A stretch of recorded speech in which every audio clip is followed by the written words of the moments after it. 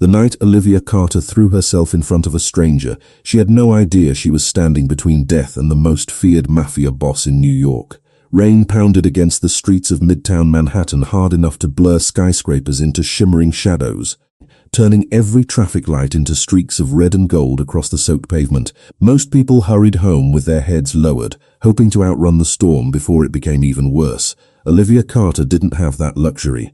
At 28 years old, she had just finished another 12-hour shift with a community health outreach program that served people most of the city preferred not to notice. Her shoulders ached from carrying medical supplies all day, and the paper cup of coffee in her hand had gone cold nearly an hour ago, but she kept drinking it anyway. Sleep could wait. There had been an elderly veteran whose blood pressure had spiked after skipping medication to save money. A single mother who refused treatment until Olivia promised someone would watch her children. A frightened teenage runaway who needed stitches more than questions. Those faces stayed with her long after every shift ended. Compassion wasn't something Olivia switched on at work. It followed her everywhere. She adjusted the strap of her worn backpack and glanced toward the pedestrian signal. 20 seconds remained before the light changed. Plenty of time. Wind swept through the avenue, carrying another curtain of freezing rain that slapped against nearby buildings. Somewhere in the distance, sirens echoed across the city, blending into the endless soundtrack of New York after dark. She stepped off the curb, barely noticing the sleek black SUV waiting at the opposite intersection. To Olivia, it looked like every other expensive vehicle that filled Manhattan after business hours. She never imagined the man sitting inside commanded an empire powerful enough to make politicians nervous and criminals disappear. The traffic light turned green. The SUV began rolling forward. Then everything shattered. Sharp cracks ripped through the rain. 1, 2, 3. At first, Olivia thought construction equipment had exploded somewhere nearby. Then a car window burst into thousands of glittering fragments, and people began screaming. Panic spread faster than the storm itself. Businessmen abandoned briefcases. A woman pulled her daughter behind a concrete planter. Someone yelled, "Gun!" before sprinting across the sidewalk. Olivia's heartbeat slammed against her ribs. Every instinct told her to run, yet her eyes searched for the injured instead of the exits. Another volley of gunfire echoed between the buildings. The black SUV lurched sideways after one of its tires exploded, sliding across slick pavement before crashing against the curb.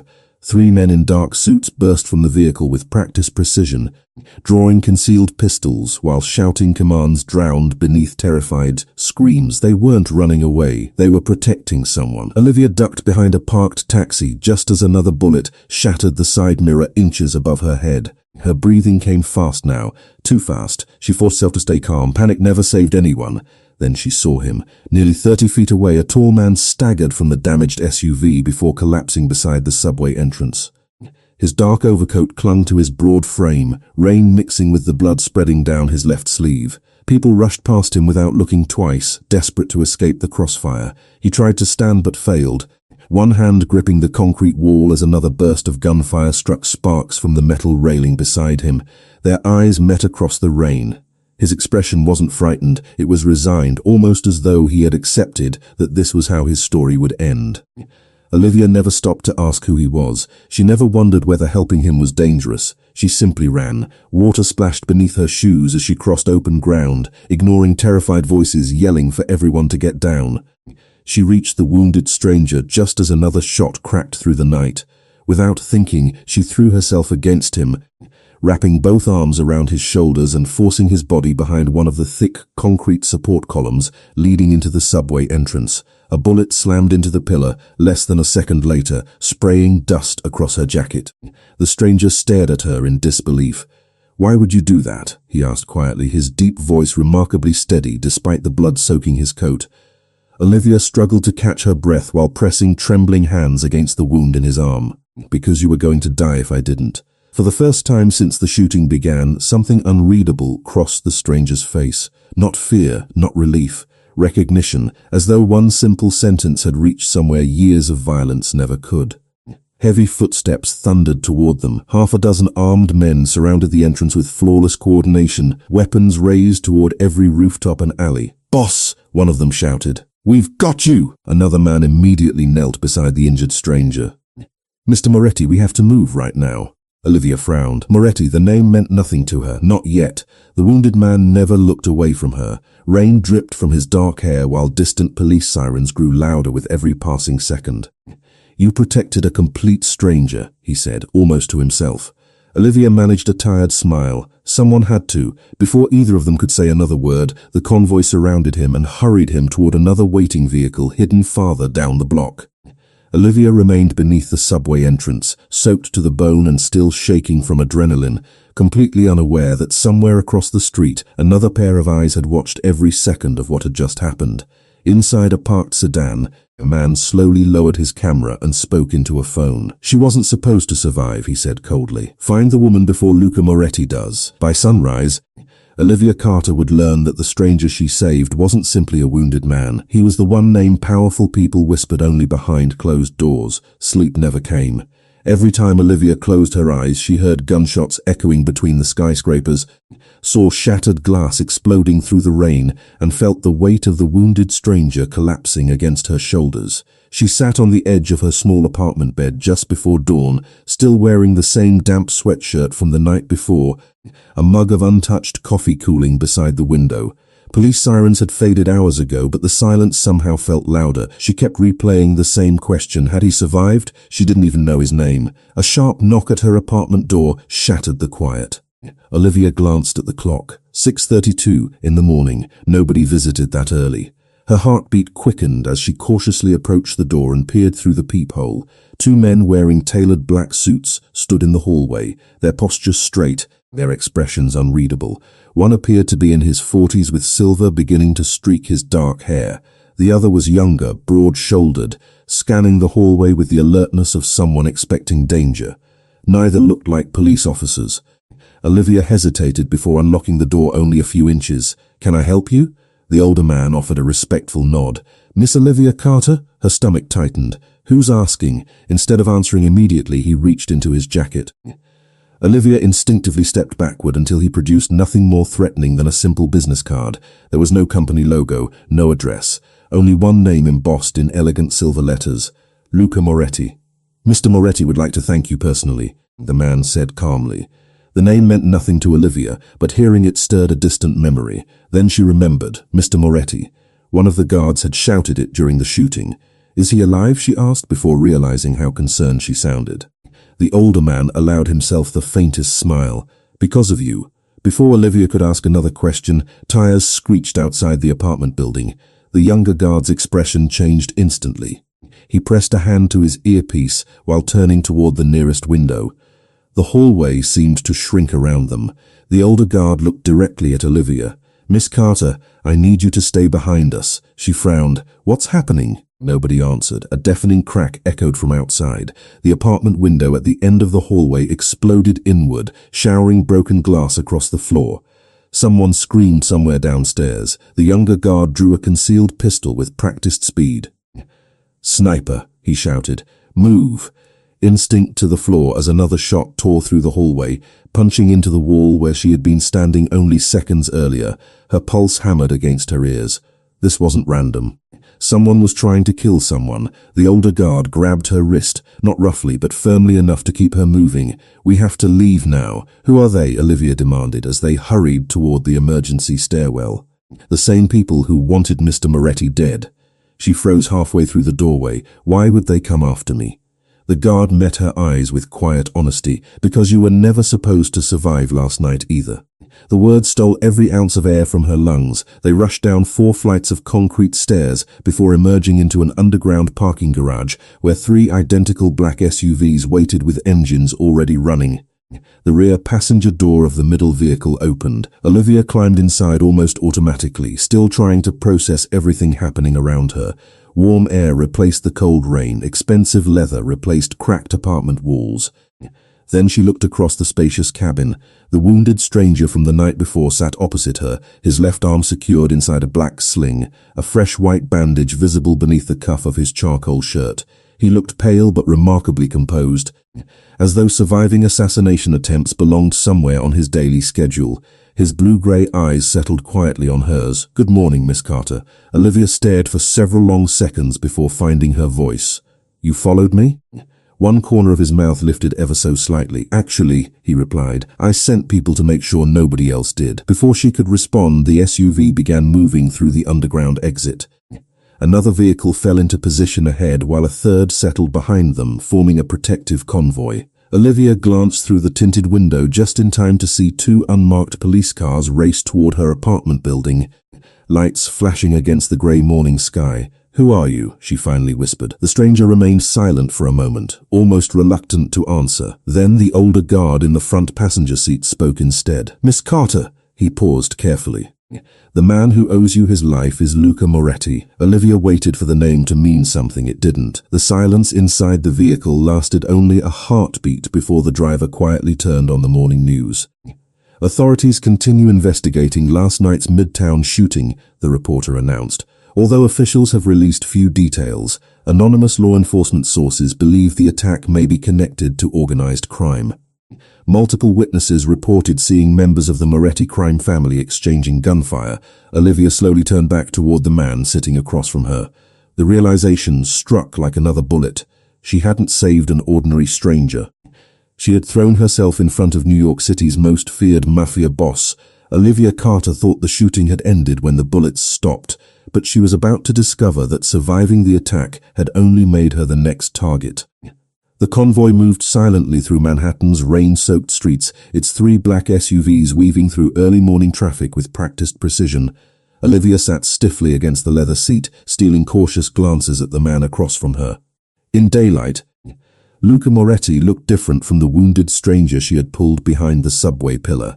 His charcoal dress shirt had replaced the blood-soaked overcoat, though the sling supporting his injured arm reminded her how close he had come to dying.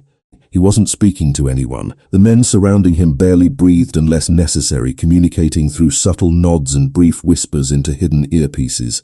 The atmosphere inside the vehicle felt less like transportation and more like a moving fortress. Olivia finally broke the silence. "I don't understand why they're trying to kill me." Luca met her eyes, his expression calm but serious. "Because you saw something you weren't supposed to see. I didn't see their faces. They don't know that." She looked down at her trembling hands. "I'm not part of your world, neither were you yesterday." His answer lingered between them long after he spoke it. The SUV descended into an underground entrance guarded by reinforced steel gates. Armed security officers checked each vehicle before allowing the convoy to continue into a private garage beneath an elegant high-rise overlooking the Hudson River. Olivia stepped out slowly, her sneakers squeaking against polished concrete. Everything around her felt impossibly expensive. Marble walls, private elevators, security cameras positioned with military precision. Nothing about the building suggested organized crime, yet every detail whispered power. An older woman wearing a navy business suit greeted them the moment the elevator doors opened. "Good morning, Mr. Moretti." Her voice remained professional, though relief flickered across her face after seeing him alive. "Dr. Walsh is waiting upstairs." Luca nodded before turning toward Olivia. "You'll come with us." She folded her arms instinctively. "Am I being asked or told?" One of the guards shifted uncomfortably, but Luca surprised everyone by answering without irritation. "Asked." Olivia studied him for a long moment before giving a reluctant nod. Minutes later, she found herself standing inside a penthouse unlike anything she had ever imagined. Floor-to-ceiling windows overlooked the grey skyline while modern artwork decorated walls of polished stone. Yet despite its beauty, the apartment felt strangely empty. No family photographs, no personal clutter. No signs that someone actually lived there beyond necessity. Dr. Walsh carefully removed Luca's bandage, while Olivia remained near the window, trying not to watch. "The bullet passed clean through," the physician said after examining the wound. "And we'd be having a very different conversation." Luca simply nodded. "How long?" "2 weeks if you behave." One of the guards quietly laughed. The doctor smiled. "Which means closer to 4. Olivia couldn't help smiling herself. It disappeared moments later when another guard hurried into the room carrying a tablet. His expression immediately caught everyone's attention. "Boss," Luca looked up. "Talk." "We found the security footage from Miss Carter's apartment." The room fell silent. The guard placed the tablet on the table and pressed play. Grainy surveillance video showed Olivia's apartment building just minutes before the guards arrived that morning. A man wearing a maintenance uniform calmly entered through the front door, carrying a toolbox.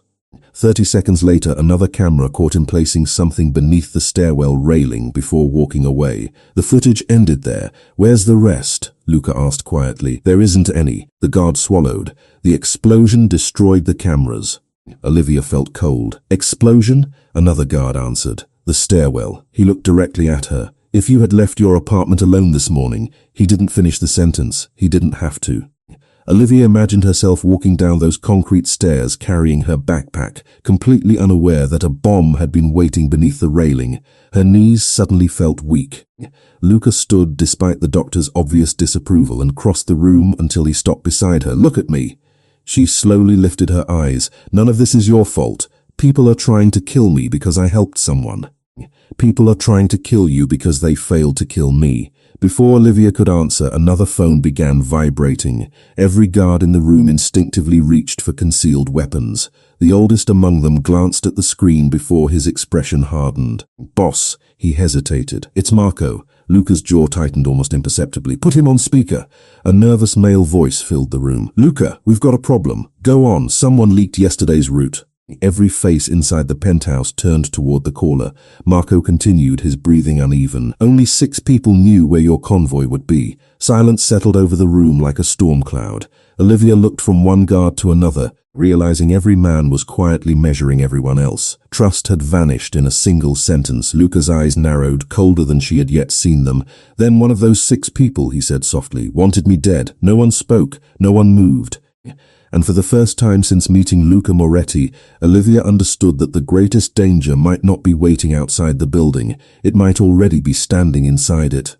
Olivia Carter entered Luca Moretti's world believing the greatest danger waited outside the walls, but she was about to discover that betrayal often wore an expensive suit and a familiar face.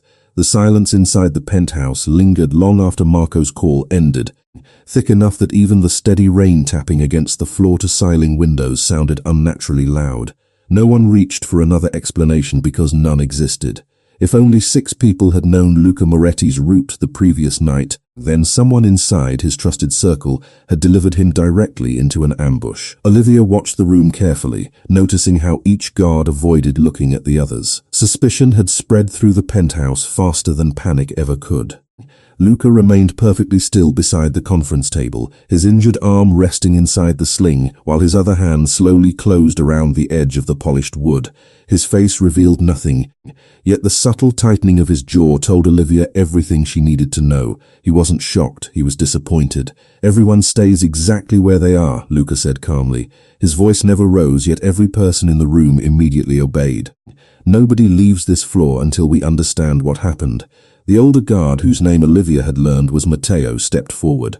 "Boss, if there's a traitor inside the organization, keeping everyone together could make us vulnerable." Luca nodded once. "Separating everyone makes us blind."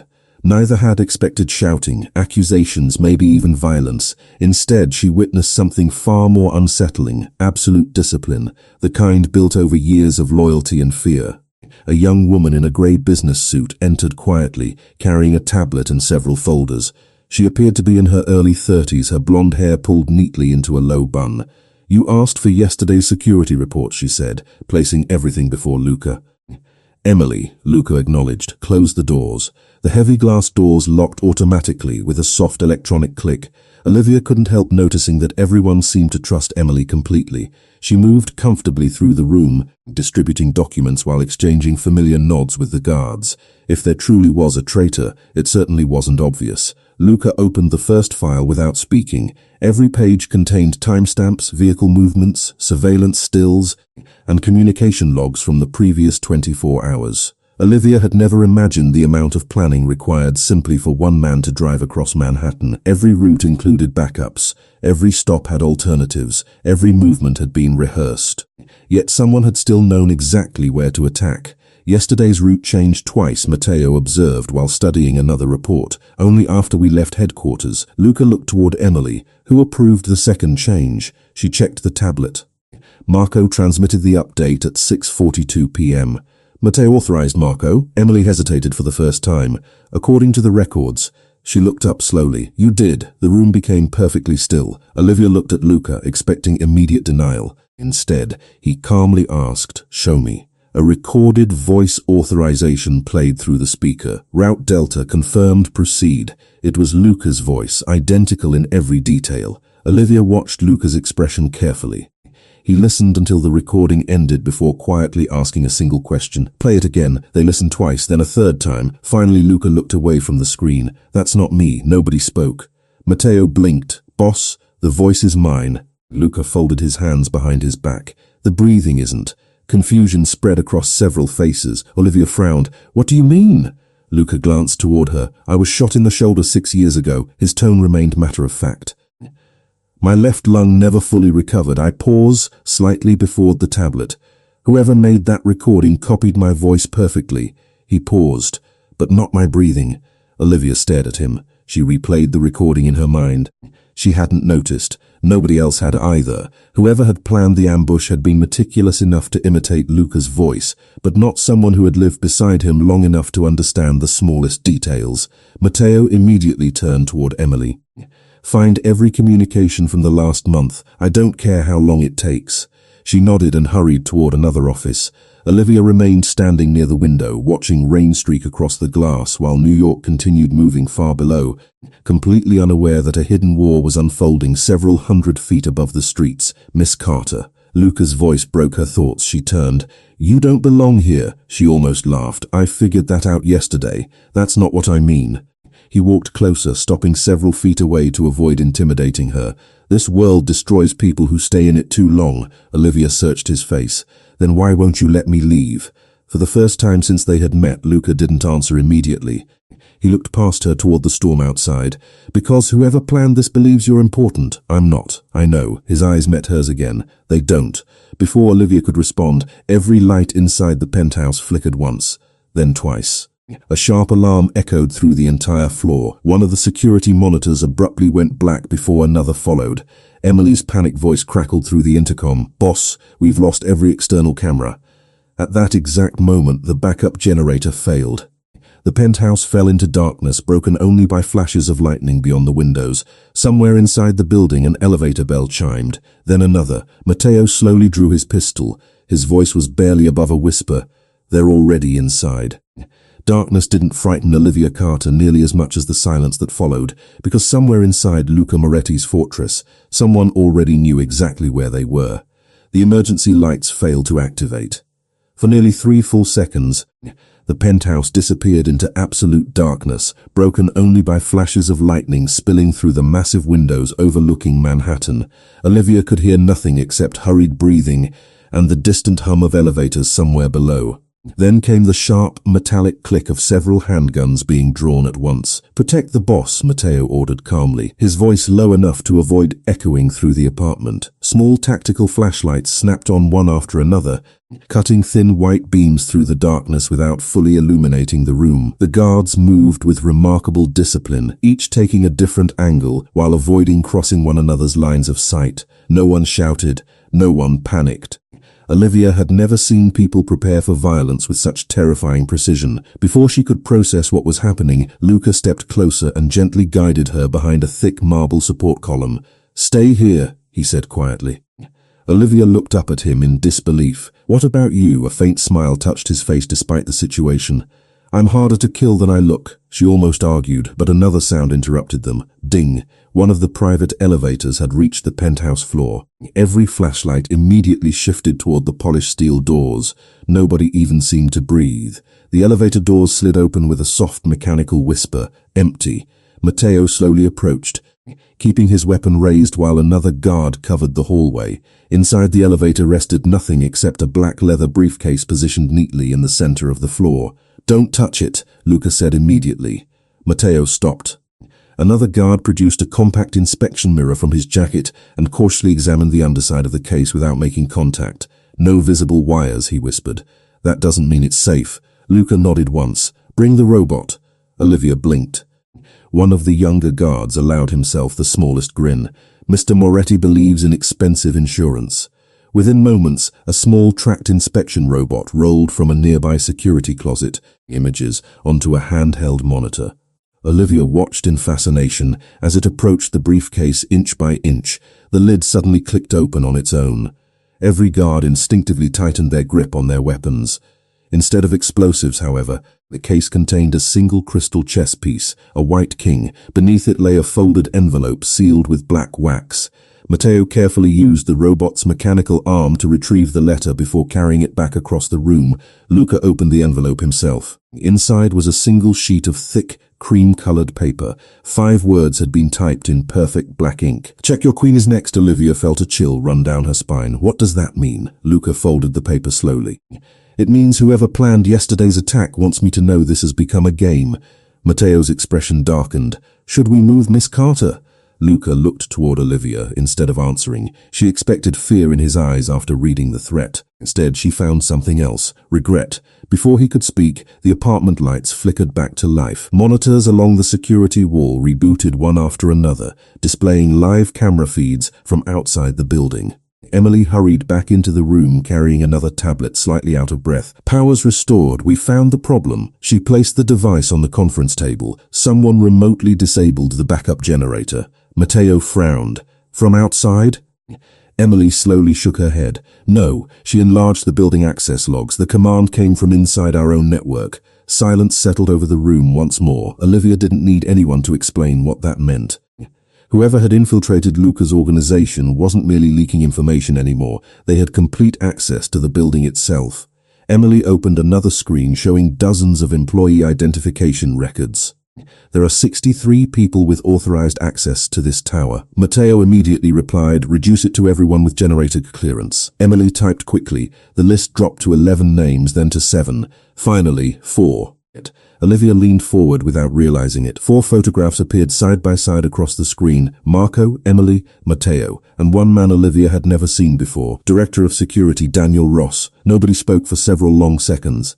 Luca studied every photograph with unreadable eyes before quietly asking, "Where is Daniel?" Emily's fingers froze above the keyboard. She swallowed. "He never checked in this morning." Matteo was already speaking into his radio. "Lock every exit. Find him." Guards disappeared from the penthouse almost instantly. Olivia watched the room empty until only she, Luca, Emily, and Matteo remained. The silence felt different now, heavier, more personal. She looked at Luca. "Do you trust any of them?" His answer came without hesitation. "I trust who they were yesterday," toward Daniel Ross's photograph glowing on the monitor. Today, his voice became almost inaudible. "I'm no longer certain." At that exact moment, another notification appeared on Emily's tablet. An external camera positioned across the street from Olivia's apartment had finally finished restoring corrupted footage from the previous night. Emily opened the video automatically. The timestamp showed 23 minutes before the shooting. A black sedan pulled quietly into an alley across from the intersection. The driver's door opened. A man stepped out. Even through the grainy footage, Olivia immediately recognized the tailored suit: Marco. The room fell deathly silent as the video continued playing. The first betrayal Olivia Carter believed she had uncovered turned out to be exactly what the real traitor wanted everyone to see. Nobody spoke as the security footage continued playing across the massive monitor. Rain blurred the image, but the man stepping out of the black sedan wore the unmistakable face of Marco, one of Luca Moretti's most trusted advisors. Olivia instinctively looked toward Luca, disbelief, anything that might betray what he was thinking. Instead, his expression remained unnervingly calm. Matteo was the first to break the silence. "Boss, this footage was recorded 23 minutes before the attack." Luca didn't answer immediately. His blue-gray eyes stayed fixed on the screen until the recording reached its end. Marco disappeared into the alley, a small duffel bag, before the camera lost sight of him completely. Emily swallowed nervously. "Should I alert the field teams?" Luca finally spoke. "No." The single word surprised everyone in the room. Matteo frowned. "Boss, if Marco met the attackers, did you see him meet anyone?" Luca interrupted quietly. Matteo hesitated. "No." "Did you see him carrying a weapon?" "No." "Did you see him communicate with anyone?" Again, Matteo shook his head. Luca folded his arms carefully, mindful of the injury in his shoulder. "Then what we have isn't evidence." He looked around the room, making eye contact with each person. "It's a photograph placed inside a story someone else wants us to believe." Olivia watched the guards exchange uncertain glances. She realized something important in that moment. Luca wasn't simply protecting Marco. He was protecting the truth. There was a difference. Emily enlarged another section of the recording. "Wait." Everyone leaned closer. Near the edge of the frame, barely visible through the rain, another figure crossed the mouth of the alley. The person wore a dark baseball cap pulled low and carried a maintenance toolbox identical to the one seen outside Olivia's apartment earlier that morning. Before anyone could identify the face, the video distorted into digital static. "Freeze it," Luca ordered. Emily tried several times, but the damaged file refused to recover additional detail. Matteo exhaled sharply. "Someone corrupted the footage before we found it." Olivia stared at the frozen image. Something about the maintenance worker felt strangely familiar. Not the face, the posture. The way the person favored the right leg while walking, as though hiding an old injury. She frowned, and searching that walk before, every head turned toward her. Luca stepped closer. "Where?" Olivia closed her eyes, replaying the previous morning in her mind, her apartment hallway, the two guards arriving, the sniper shot, then the building maintenance records posted beside the elevator. A man had been replacing ceiling lights 2 days earlier.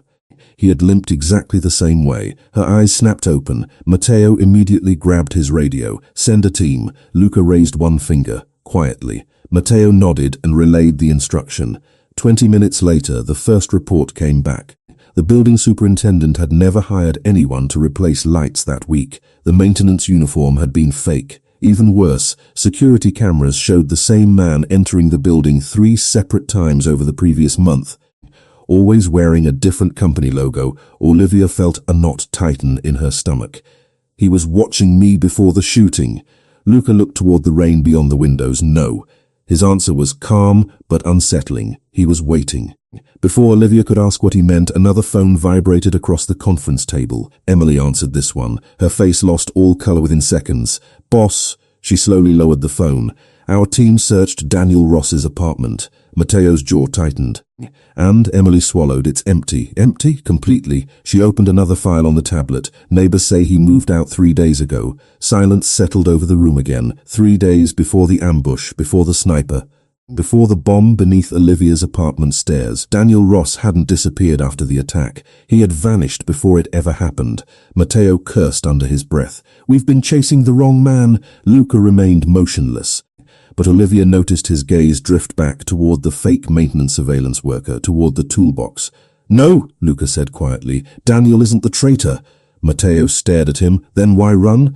Luca's eyes narrowed ever so slightly. "Because someone wanted us to find an empty apartment." Olivia felt another chill. The realization struck her almost instantly. "It's another distraction." Luca nodded once. "Exactly." Emily looked confused.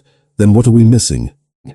Luca walked to the monitor and pointed at the maintenance worker, but at the timestamp in the corner of the screen.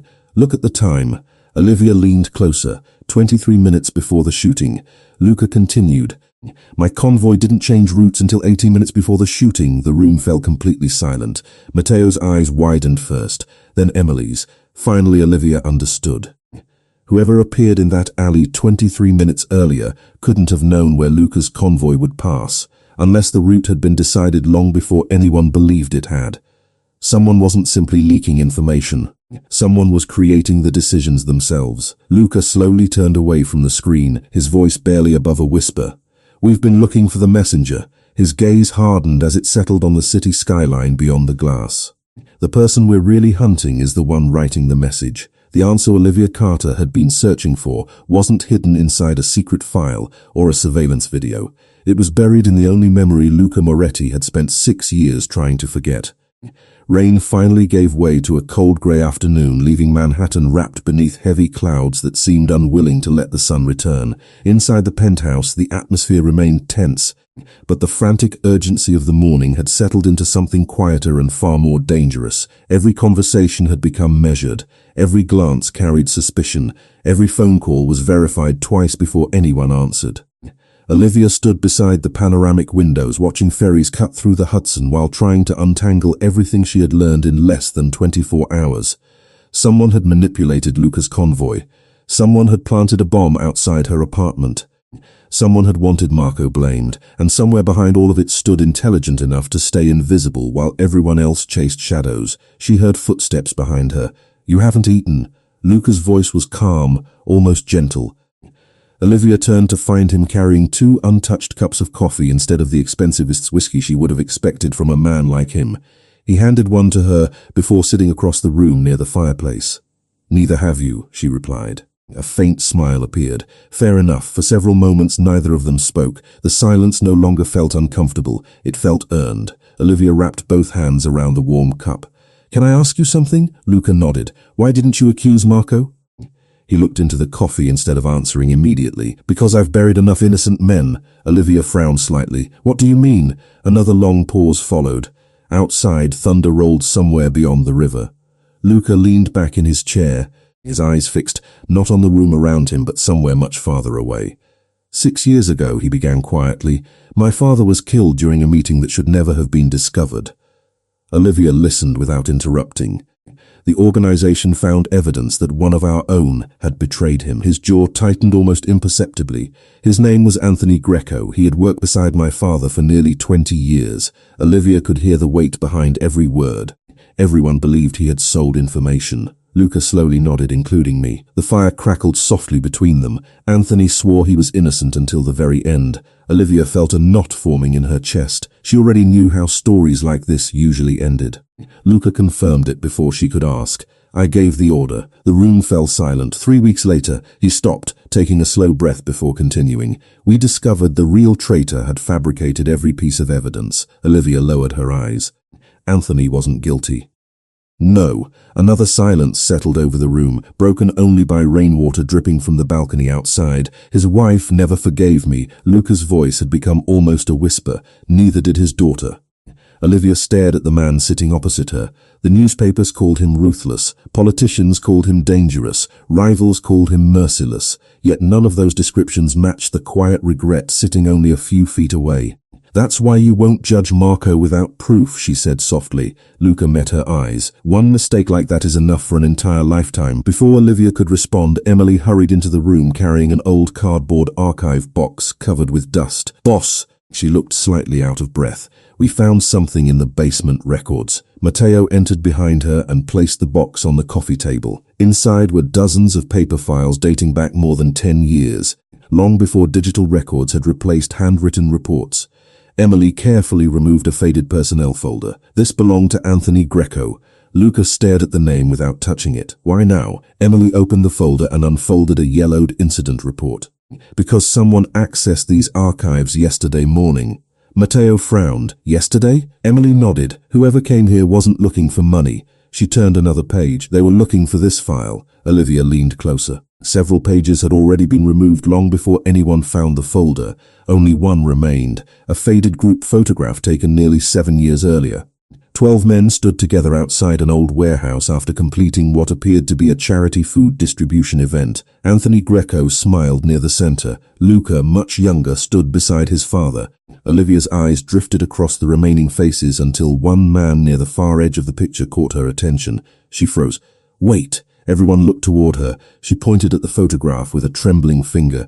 I've seen him before. Matteo leaned closer. Who? Olivia's pulse quickened. The room became deathly still. She pointed directly at a smiling man standing behind Anthony Greco. That's him. Emily quickly checked the personnel list attached to the back of the photograph. Her face slowly drained of color. His name was Daniel Ross. Nobody spoke. Luca reached for the old photograph with his uninjured hand, studying the smiling faces frozen in time. Daniel Ross hadn't infiltrated the organization recently. He had already been standing beside them the day Anthony Greco was condemned. And if Daniel had been there from the beginning, then the conspiracy surrounding Luca Moretti had never started with last week's shooting. It had begun 6 years earlier, the very day an innocent man died because the wrong person had been trusted. The moment Olivia Carter finally believed she understood the truth, someone handed her proof that Luca Moretti had been lying from the very beginning. The old photograph remained on the conference table long after everyone stopped talking, its faded edges curling beneath the soft glow of the penthouse lights, while the smiling faces frozen 7 years earlier suddenly carried far more weight than anyone could have imagined. Olivia couldn't take her eyes off Daniel Ross. In the photograph, he looked younger, almost ordinary, standing only a few feet behind Anthony Greco with one hand resting casually inside his coat pocket. Nothing about him suggested betrayal. Nothing hinted that he would one day become the center of a conspiracy stretching across years. Matteo quietly ordered every archived record connected to Daniel Ross and Anthony Greco to be brought upstairs, while Emily disappeared into the security office to recover additional personnel files. The penthouse became unusually quiet again. Luca stood alone beside the windows overlooking the Hudson, his reflection barely visible against the grey afternoon sky. Olivia watched him for several seconds before walking over. "You're blaming yourself again," she said softly. Luca didn't deny it. "I should have questioned more. You only acted on what you believed was true." He gave a faint, humorless smile. "History doesn't remember intentions." Before Olivia could answer, Emily hurried back into the room carrying another folder, this one sealed with a faded red security label. "Boss, this wasn't in the digital archive." She carefully placed the folder on the table. Someone hid it inside the physical records. Inside rested a handwritten interview transcript dated 6 years earlier, taken only hours before Anthony Greco's execution. Matteo's eyes moved quickly across the page before stopping halfway. His expression changed immediately. "Boss?" Matteo silently handed him the document. Olivia watched Luca's face as he read.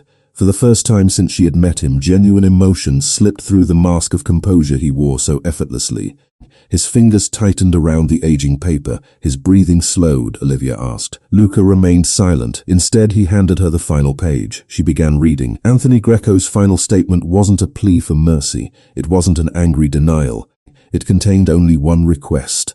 "If I am wrong, let history judge me. But if I am right, tell Luca not to spend his life searching for the man who betrayed us. He's standing close enough to shake his hand every morning." Olivia slowly lowered the paper.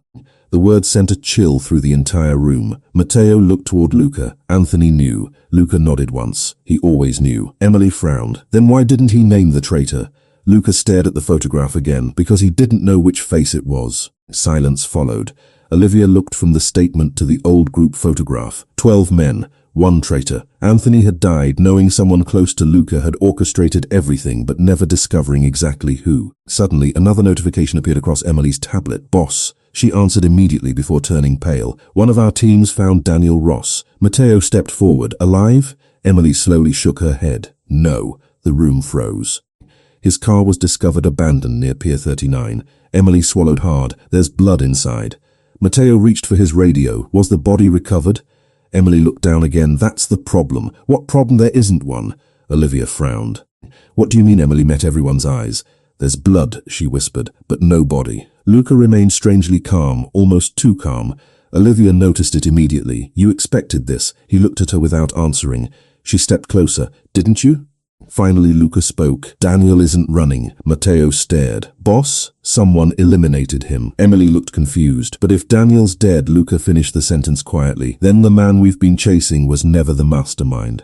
The realization settled heavily over the room. Daniel Ross had become exactly what Marco almost became. A convenient suspect, a dead end carefully prepared for anyone investigating the conspiracy. Olivia suddenly remembered something from Anthony Greco's final statement. Standing close enough to shake his hand every morning. Her thoughts raced. Daniel had worked security.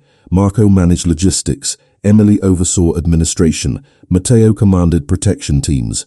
All of them stood beside Luca every day. Yet Anthony's words suggested something even more unsettling. The real architect didn't need to hide outside the organization. He needed to remain trusted long enough that nobody would ever imagine questioning him. Before anyone could speak again, another encrypted phone buzzed on the conference table. Matteo answered instinctively before handing it directly to Luca. "It's anonymous." Luca accepted the call without hesitation.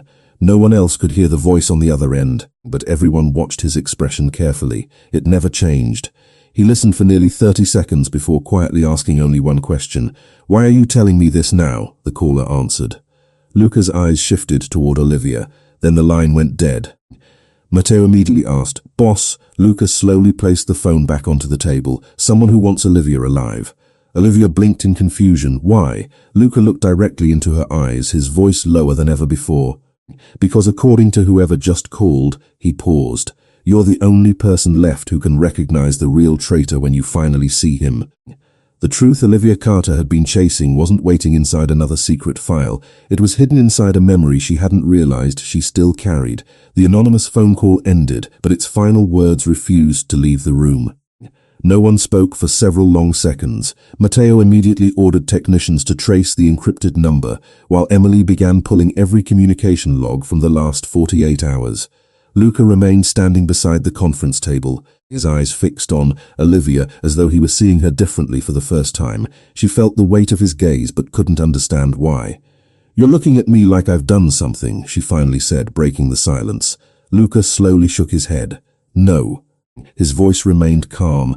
"I'm wondering what you know that you don't realize you know," Olivia frowned. "I've never met any of these people before last week. I believe you. Then why would someone say I can recognize the traitor?" Luca didn't answer immediately. Instead, he turned toward Emily. "Show me every piece of footage from the shooting." Within moments, multiple surveillance videos appeared across the wall-sized monitors. Different camera angles replayed the same nightmare from different perspectives. Rain, screaming civilians, the black SUV gunfire. Olivia watched herself appear in one frame, running toward the wounded stranger everyone else had abandoned. Another camera captured the attack from across the intersection. A third showed rooftops overlooking the street. Luca stepped closer to the screens. "Slow it down." Emily reduced the playback speed to 1/4. Olivia forced herself to watch every second. The first sniper fired. The SUV lost control. Guards exited. Luca stumbled toward the subway entrance. Then Olivia entered the frame. Everything unfolded exactly as she remembered until it didn't. "Stop!" Olivia's voice surprised even herself. Every monitor froze. Matteo looked over. "What is it?" Olivia walked toward the screen displaying the widest camera angle. Her heartbeat gradually accelerated. Something near the edge of the image felt strangely familiar. She leaned closer. "Go back 3 seconds." Emily complied. The footage rolled backward before freezing again. Olivia stared at the blurry crowd scattered across the sidewalk. A man wearing a grey baseball cap stood near a newspaper kiosk, apparently talking on his phone while everyone else fled the shooting.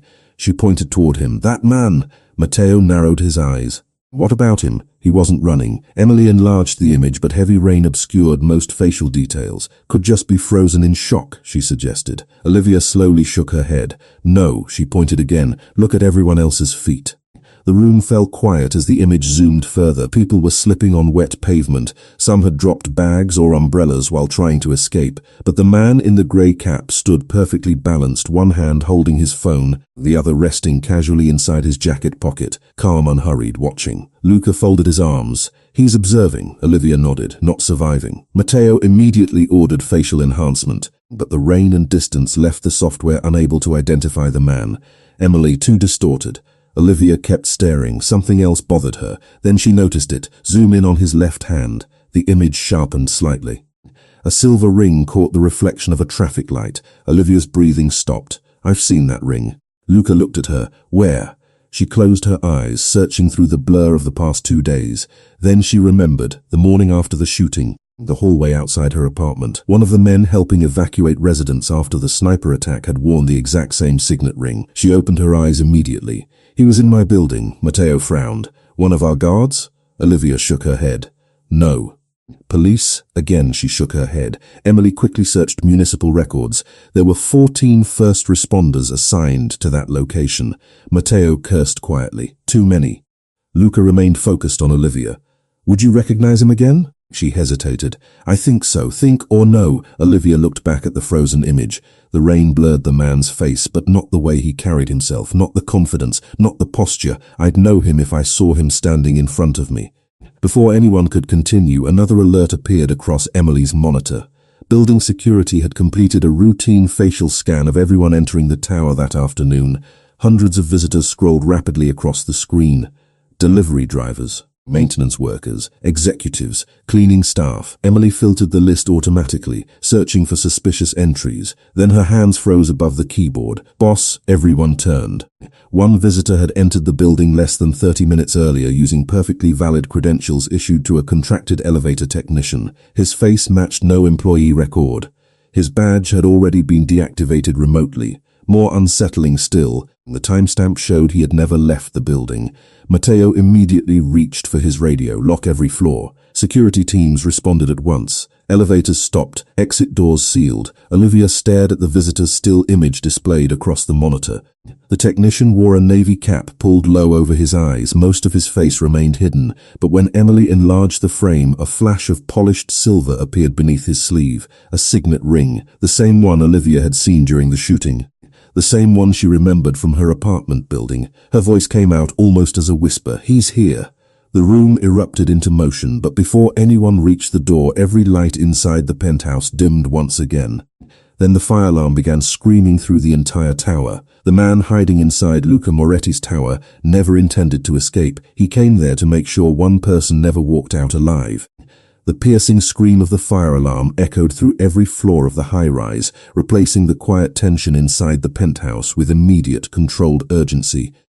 Red emergency lights flashed across polished marble walls while automated announcements instructed everyone to evacuate using the stairwells. Olivia instinctively flinched at the deafening noise, but what unsettled her most wasn't the alarm itself. It was Luca's reaction. He didn't move. He didn't even glance toward the nearest exit. Instead, his blue-gray eyes remained fixed on the security monitor displaying the disguised elevator technician. "It's a diversion," he said calmly. Matteo had already drawn his pistol. Agreed. Emily's fingers raced across the keyboard, pulling up live camera feeds from every corridor inside the building. One after another, screens filled with streams of frightened office workers pouring into emergency stairwells. Security officers attempted to direct the evacuation while maintenance staff rushed toward the control room to verify whether the alarm had been triggered by smoke or sabotage. Then Emily frowned. "That's impossible." "What?" She enlarged one of the camera feeds from the 26th floor. Hundreds of employees hurried toward the exits, but one man stood completely still near the elevator lobby.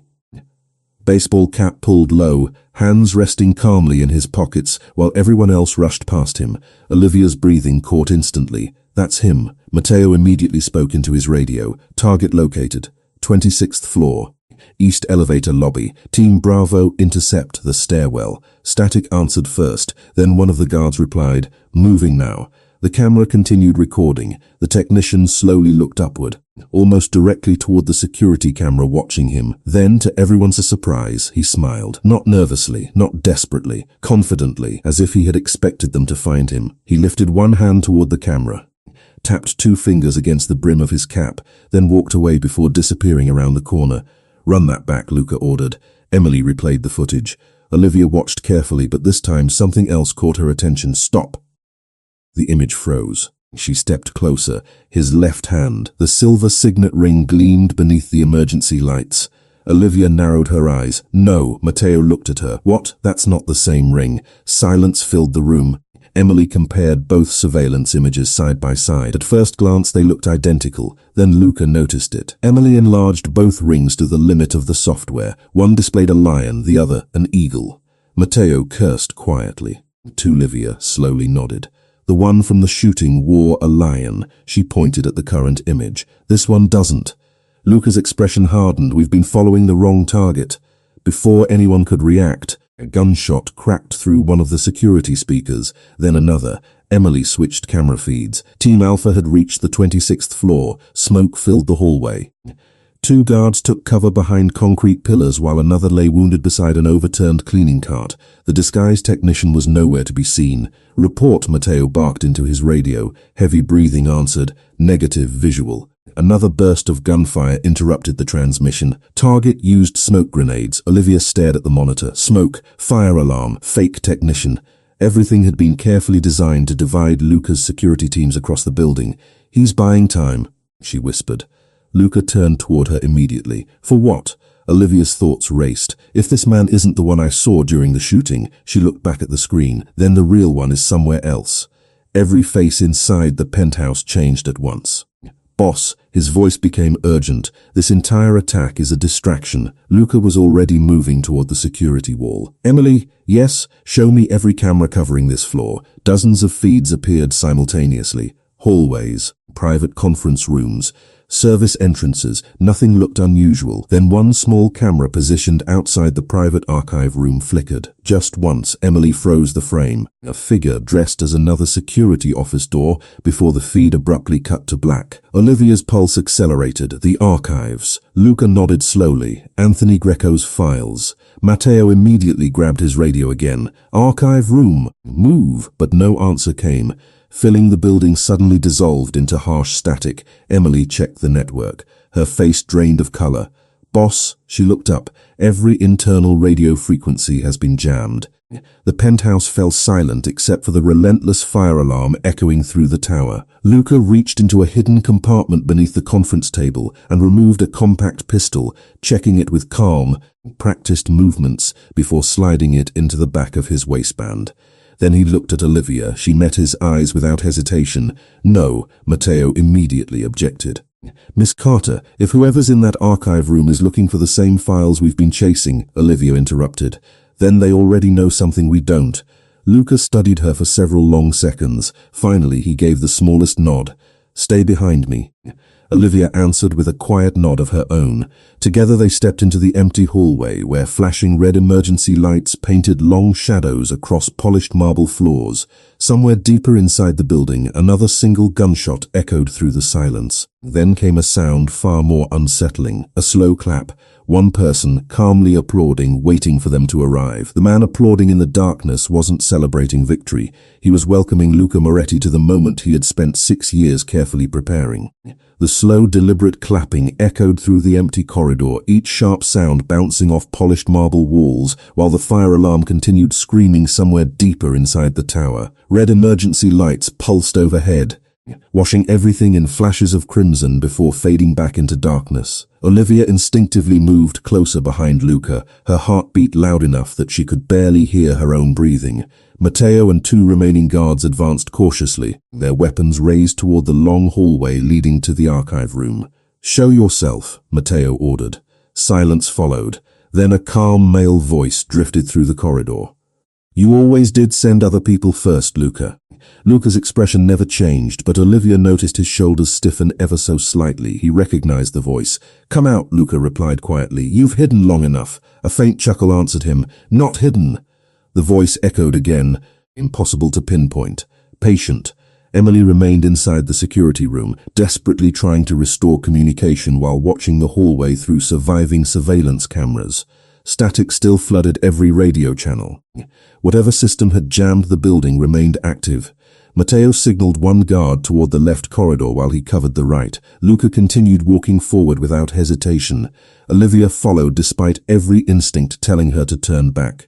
The archive room door stood half open at the end of the hallway. One hinge had been blasted apart. Paper files covered the floor like fallen leaves, scattered by someone searching in a hurry. Luca stepped inside first. Filing cabinets stood open. Drawers had been emptied, shelves overturned. Decades of carefully preserved records now lay mixed together beneath broken glass. Olivia slowly entered behind him, scanning the room until something caught her attention. One folder rested alone on the center table, untouched, perfectly aligned, as though it had been placed there intentionally. Don't touch it, Matteo warned. Luca approached carefully before opening the folder himself. Inside rested a single photograph. Olivia immediately recognized it. The same group picture taken 7 years earlier after the charity event. Only this copy was different. One face had been carefully cut away with a razor blade. Daniel Ross. Nothing else had been altered. Luca stared silently at the missing space where Daniel's face had once been. He wants us to stop looking at Daniel, Olivia whispered. Luca nodded once, because Daniel was never the answer. Before anyone could continue, another voice came from the hallway, much closer this time exactly. Matteo spun toward the doorway, weapon raised. A man stepped into view wearing an immaculate dark suit instead of the maintenance uniform from the security footage. His silver hair was neatly combed, his posture relaxed. He looked more like an experienced attorney than a killer. Most unsettling of all, he smiled as though greeting old friends. Good evening, Luca. Olivia searched his face desperately. It wasn't the man from the shooting. It wasn't Daniel Ross. She had never seen him before. Matteo's voice hardened. The stranger ignored him completely. His attention never left Luca. You've been chasing ghosts? Luca's eyes narrowed. Who are you? The man almost seemed amused by the question. Silence settled over the ruined archive. Anthony Greco trusted me too. Luca took one slow step forward. Name. The stranger smiled again. Names are dangerous. Olivia watched the exchange carefully. Something about the man's confidence felt unnatural. He wasn't acting like someone trapped inside a secured building surrounded by armed guards. He behaved like someone who already knew how this meeting would end. Then she noticed it. His left hand rested casually against the edge of the table. A polished silver signet ring reflected the flashing emergency lights. Her breathing stopped a lion. The exact same engraving she had seen through the rain on the night of the shooting. The same ring, the same calm posture, the same measured movements. Every forgotten detail rushed back at once. Olivia looked directly into Luca's eyes. It's him. The stranger's smile faded for the first time, very slightly, almost imperceptibly, but Luca saw it too. Without taking his eyes off the man, he spoke softly. Olivia, I'm sure. Her voice remained steady despite the fear rising inside her. He was standing across the street during the shooting. Matteo tightened his grip on his pistol. Boss. Luca slowly nodded. I know. Before anyone could move, the stranger sighed quietly, almost disappointed. I had hoped it would take longer. His right hand disappeared inside his jacket. Matteo shouted. Gun. 2 shots exploded almost simultaneously. Glass shattered behind the stranger as Matteo fired first. The man stumbled backward, but instead of collapsing, he smiled once more and pressed a small black device hidden in his palm. Every light inside the archive room went dark. A deafening explosion erupted somewhere below the building, shaking the entire tower from its foundation. The floor lurched violently beneath their feet. Filing cabinets crashed sideways. Ceiling panels rained onto the ground. Olivia lost her balance as the room tilted, but before she could fall, Luca caught her with his uninjured arm and pulled her against him. Emergency backup lights flickered weakly to life. Seconds later, the stranger was gone. Only the silver signet ring remained on the floor where he had been standing, lying beside a small handwritten note addressed to Luca Moretti. Luca picked it up slowly. 5 words had been written across the folded paper in neat black ink. Asterisk, the game ends at dawn. Asterisk. The final battle Luca Moretti had prepared for wasn't against the man who betrayed him. It was against the part of himself that believed revenge was the only ending he deserved.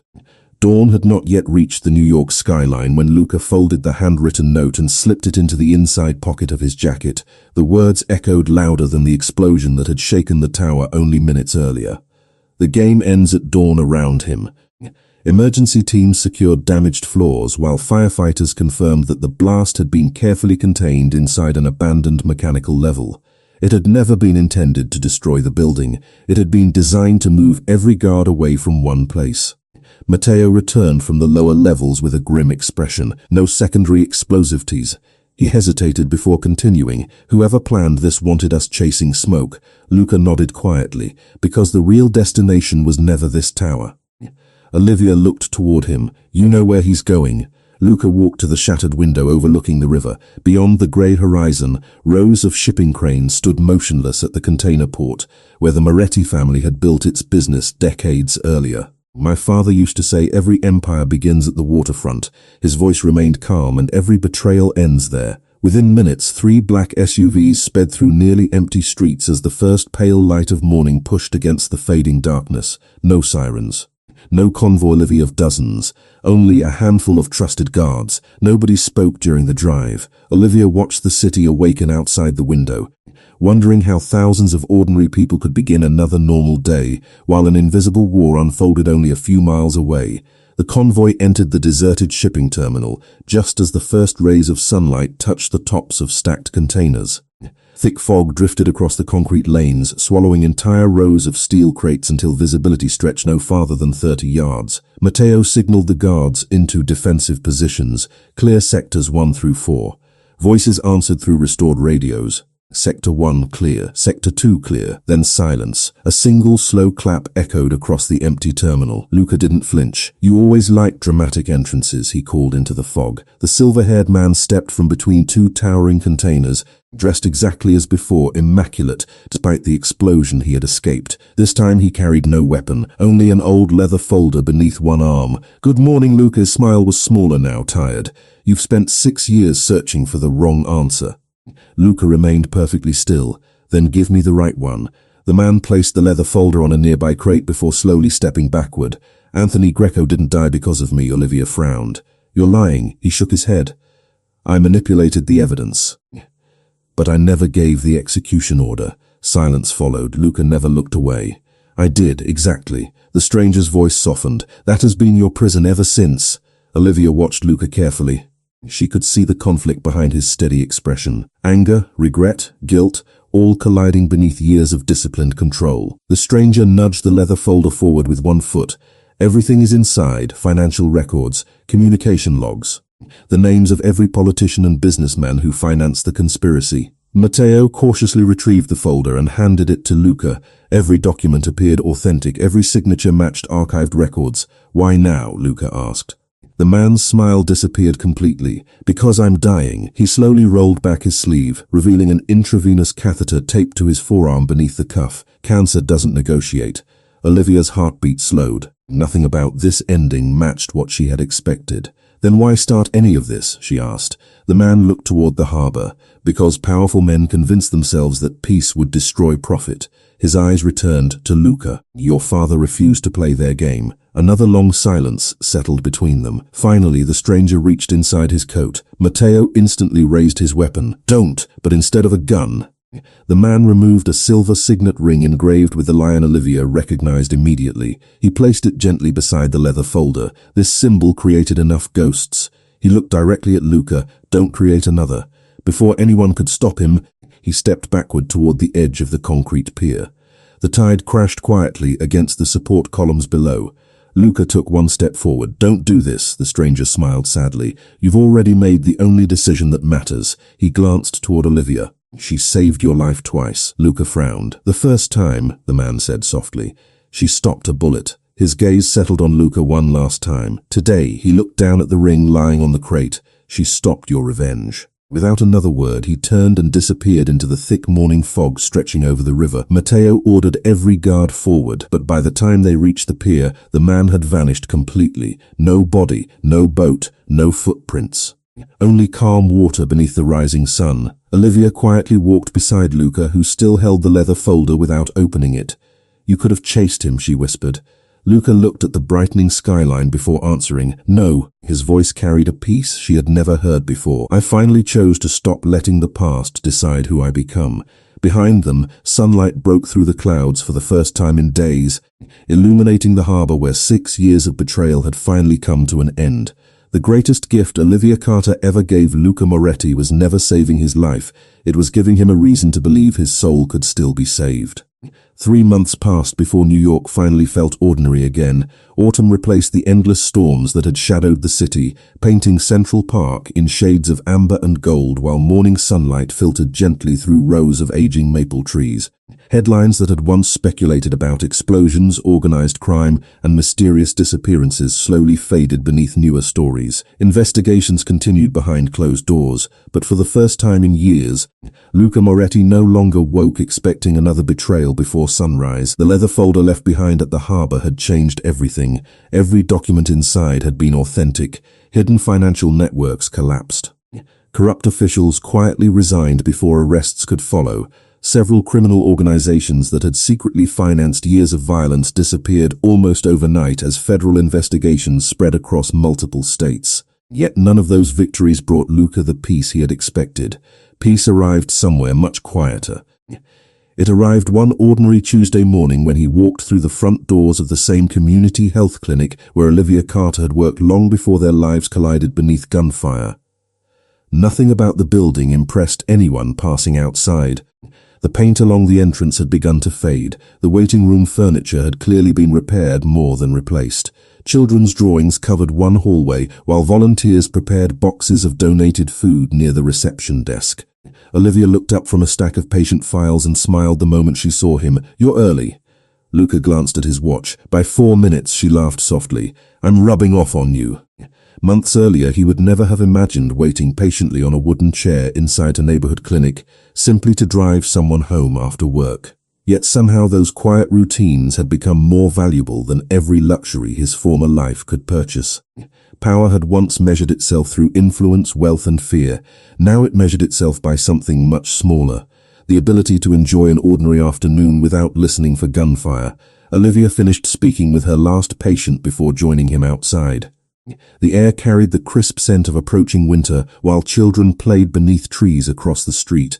Neither of them hurried toward the waiting car, they simply walked. "Have you heard anything?" Olivia finally asked. Luca understood exactly who she meant. The silver-haired man had never been found. No confirmed sightings, no body, only silence. He shook his head. Olivia nodded thoughtfully. Somehow that answer no longer troubled either of them. Some questions belonged to history. Not every ending required another chase. They continued through Central Park until they reached the small stone bridge overlooking a quiet lake. Morning light shimmered across the water exactly as rain had once shimmered across the pavement on the night they first met. Luca rested both hands against the railing. "I've been meaning to answer something." Olivia looked at him curiously. "What?" He smiled, not with the guarded restraint she had known months earlier, but with the calm honesty of a man no longer hiding behind carefully built walls. "You asked me why I called you my salvation," she remembered. The question had followed them from the hospital to the penthouse, through betrayals, explosions, and countless nights when neither of them knew whether morning would come. "At first," Luca said quietly, "I believed it was because you saved my life." Olivia smiled gently. "That would make sense." It would. He looked toward the sunlight dancing across the lake. "But I was wrong." Silence settled comfortably between them. "The bullet," he continued, "would have healed." His voice grew softer. "The wound inside me wouldn't have." Olivia remained still, allowing him to finish. "For 6 years I convinced myself that guilt was something I deserved to carry forever. I believed revenge would eventually make the weight lighter." He shook his head slowly. It never did. A breeze stirred fallen leaves across the bridge. Luca turned toward her. "Then a woman who knew nothing about my name, nothing about the things I'd done, chose to protect me anyway." His eyes met hers with quiet gratitude. "Not because I had power." Another pause. "Not because I earned it." His smile returned. "Simply because you saw another human being who needed help." Olivia felt tears gathering despite her efforts to hide them. Luca reached gently for her hand. "That was the moment I realized there might still be a version of myself worth saving." Neither of them spoke again for several seconds. They didn't need to. The answer had finally arrived exactly where it belonged, not inside a confession, but inside understanding. Olivia intertwined her fingers with his. "Then promise me something. Anything. Keep choosing that version of yourself." Luca nodded once. "Every day." Together they left the bridge and continued walking beneath the golden trees as the city awakened around them. There were no sirens, no gunshots, no bodyguards surrounding every step. Only two people moving toward a future neither of them had expected to find. Months earlier, Olivia had shielded a stranger from a bullet beneath a storm-filled sky. This morning, Luca lifted his free hand to shield her eyes from the bright autumn sun as they disappeared together down the quiet park path. He had once ruled his world through fear. She had changed it through compassion, and in the end, the most feared mafia boss in New York discovered that the strongest thing anyone could ever call another person was not my queen, not my future, and not even my love. It was simply, my salvation. Sometimes the truest ending isn't the moment evil disappears. It's the quiet morning when ordinary kindness finally becomes stronger than fear. 6 months later, the first snow of winter settled softly over Manhattan, turning rooftops white and muting the endless rhythm of the city beneath a blanket of silence. Olivia Carter stood outside the community health clinic before sunrise, brushing a thin layer of snow from the front steps with an old push broom someone had donated years ago. Her cheeks had turned pink from the cold, and tiny clouds of warm breath drifted into the frozen air each time she paused. Inside, volunteers were already preparing breakfast for nearly 40 homeless veterans. Another ordinary morning. Exactly the kind of morning she had once believed she would never stop appreciating. A black SUV pulled quietly to the curb. Unlike the convoys that had once surrounded Luca Moretti everywhere he went, only one vehicle arrived now. No flashing earpieces, no line of armed escorts, no visible bodyguards watching every rooftop. The driver's door opened. Matteo climbed out carrying 2 cardboard boxes overflowing with children's winter coats. "I still don't understand how these things multiply," he muttered. Olivia laughed. "Because every time you bring 20 coats, Luca quietly buys another 40. Matteo shook his head with exaggerated disappointment. "The old Luca would have purchased another warehouse, and the new Luca? He argues with accountants over blanket prices." She smiled. "I like the new one better." "So do I." He meant it. There had been a time when Matteo measured success by how many enemies failed to reach Luca. Now he measured it by how many mornings passed without anyone drawing a weapon. It turned out those were better victories. Much better. A second door opened. Luca stepped onto the snowy sidewalk carrying nothing more threatening than a large tray of coffee balanced carefully between both hands. Olivia raised an eyebrow. "You carried those yourself? I wasn't willing to trust Matteo. I heard that." Matteo called while lifting another box. "You were supposed to." Their laughter echoed across the quiet street. For a brief moment, nobody looked like survivors of a hidden war. They simply looked like friends beginning another workday. Inside the clinic, children immediately surrounded Matteo after spotting the boxes. "Are those really for us?" "They're for whoever promises not to throw snowballs at me," he answered. 3 small hands instantly disappeared behind tiny backs. Olivia laughed again. Luca watched her from across the room. He had spent most of his life believing power meant controlling fear. She had taught him something entirely different. Real strength created safety, not silence. Emily entered several minutes later, carrying a thick envelope marked with the seal of the United States Department of Justice. "I thought you'd want to read this together." The room grew quieter. Luca accepted the envelope but didn't open it immediately. Instead, he looked toward Olivia. "You first." She carefully unfolded the official letter. Several pages detailed the final results of the federal investigation launched after the documents recovered from the harbor. More than 30 corrupt officials had been convicted. Illegal financial networks worth hundreds of millions of dollars had been dismantled. Dozens of victims' families had finally received answers that had been buried for years. Near the final paragraph, Olivia stopped reading. "What is it?" Emily asked softly. Olivia smiled. They officially closed Annie Greco's case. Silence settled gently around the room. Luca slowly lowered his eyes. Anthony Greco. For 6 years that name had carried nothing except regret. Now another page rested beneath it. A formal declaration acknowledging that the evidence leading to Anthony's execution had been fabricated. Too late to save his life, but not too late to restore his name. Luca closed his eyes for only a moment. Sometimes justice arrived long after forgiveness had already begun. That afternoon, the 4 of them drove together to a quiet cemetery overlooking the Hudson. Fresh snow covered nearly every headstone. Anthony Greco's grave remained simple. No elaborate monument. Only polished grey stone. Luca knelt without speaking. From his coat pocket he removed a small brass nameplate. It had once rested outside Anthony's office many years earlier. He had kept it all this time, not because he deserved to, because someday he hoped to return it. He placed it gently against the headstone. "I'm late," he whispered. The winter wind carried away the words. Perhaps that was enough. Behind him, Olivia rested one hand lightly against his shoulder. Nothing needed to be added. Some apologies belonged more to silence than conversation. As they prepared to leave, an elderly woman slowly approached along the snow-covered path. She walked with the careful determination of someone who had carried heavy memories for far too long. Matteo immediately recognized her. "Mrs. Greco." Luca quietly stepped forward. "If you wish me to leave," she raised one hand before he could finish. For several long moments she simply looked at him. Years ago, that same woman had watched him order the death of her husband. No words could erase that history. Finally she spoke. "Anthony used to say guilt can become another form of pride." Luca frowned slightly. "I never understood what he meant." He said some people hold on to guilt because it's easier than changing. The words settled between them. Mrs. Greco looked toward Olivia. "He also believed that if you were ever given another chance..." Her eyes returned to Luca. "You should spend the rest of your life becoming someone the dead would recognize." A tear escaped before Luca could stop it. The elderly woman stepped closer. Then, after 6 impossible years, she embraced him, only briefly, only once. But it was enough. When she finally stepped away, she smiled toward Olivia. "Thank you." Olivia blinked. For what? For bringing him back. Not back from the bullet, back from himself. Months later, stories about Luca Moretti gradually disappeared from newspapers. Businesses once connected to violence quietly changed ownership. Several charitable foundations began funding neighborhood health clinics throughout New York. None of them carried the Moretti name. That had been Luca's decision. Compassion didn't need branding. It simply needed room to grow. On another snowy evening, after the clinic had finally closed, Olivia locked the front door and found Luca waiting beneath the old street lamp across the sidewalk. He wasn't holding flowers. He wasn't carrying an expensive gift. Instead, he held something much smaller, a worn paper cup. "The coffee's probably terrible," he admitted. "It probably is. But I remember someone once saying she'd drink cold coffee if helping people mattered more." She laughed. "I really said that?" "You did."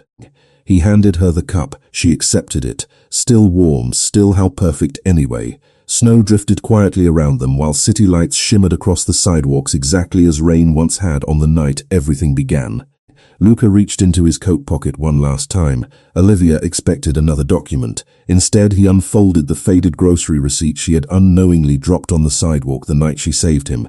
He had kept it through gunfire, through betrayals, through explosions, through 6 years of ghosts finally coming to an end. "It's worthless," Olivia whispered. He smiled gently. "No." His fingers carefully folded the paper again. "It's the receipt from the day my life became worth living again." They continued walking through the softly falling snow, leaving behind 2 sets of footprints that slowly disappeared beneath winter's quiet embrace. Neither of them noticed the elderly man sitting alone on a distant park bench with a newspaper resting across his knees, silver hair, a long dark overcoat, no signet ring. He watched them disappear around the corner before allowing himself the faintest smile. Then he stood, dropped the newspaper into a recycling bin, and walked calmly in the opposite direction until the falling snow swallowed him completely. No one ever saw him again, and this time, no one needed to.